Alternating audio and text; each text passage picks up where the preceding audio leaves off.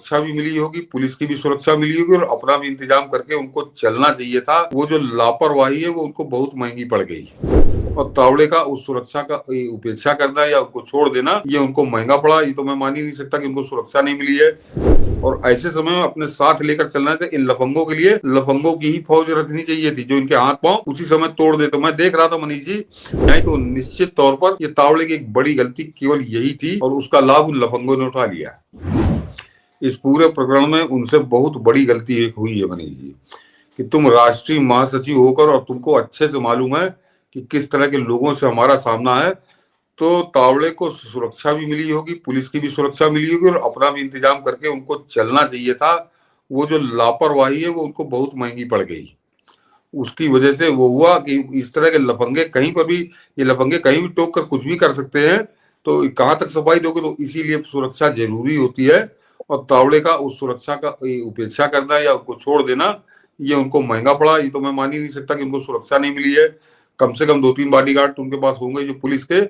और ऐसे समय में अपने साथ लेकर चलना था। इन लफंगों के लिए लफंगों की ही फौज रखनी चाहिए थी जो इनके हाथ पांव उसी समय तोड़ दे। तो मैं देख रहा था मनीष जी, जिस तरह से चोर है करके तावड़े को घेर कर ये चोर है के नारा लगा रहे थे।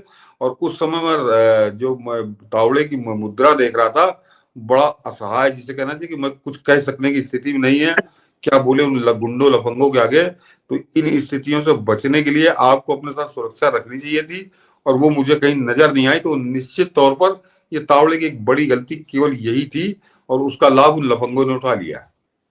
बिल्कुल, और इसीलिए कहते हैं ना कई बार। लेकिन जी, मनीष जी, मैं ये इन्होंने बड़ा घटिया, बड़ा घिनौना, बड़ा घातक प्रहार किया है। तो इसको चुनावी राजनीति समझकर भुलाने की जरूरत नहीं है। वो जो लोग थे वो वीडियो कैमरे में आ गए हैं, पुलिस ने उनको पकड़ लिया है।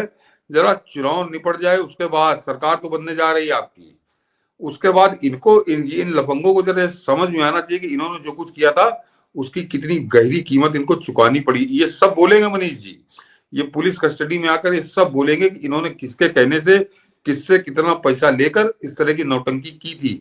तो चुनाव के बाद इनको भुलाने की जरूरत नहीं है, इनको सबक सिखाने की जरूरत है। ये हम लोग की तरफ से राय है। अन्यथा अन्यथा ये बंगारू लक्ष्मण के साथ किया था, आज इन्होंने तावड़े के साथ किया है, ये आगे इसी तरह की गौहत्याएं करते रहेंगे। बिल्कुल इस तरह की गौ हत्याएं करते रहेंगे और इसीलिए इससे सबक सीखने की बहुत जरूरत है।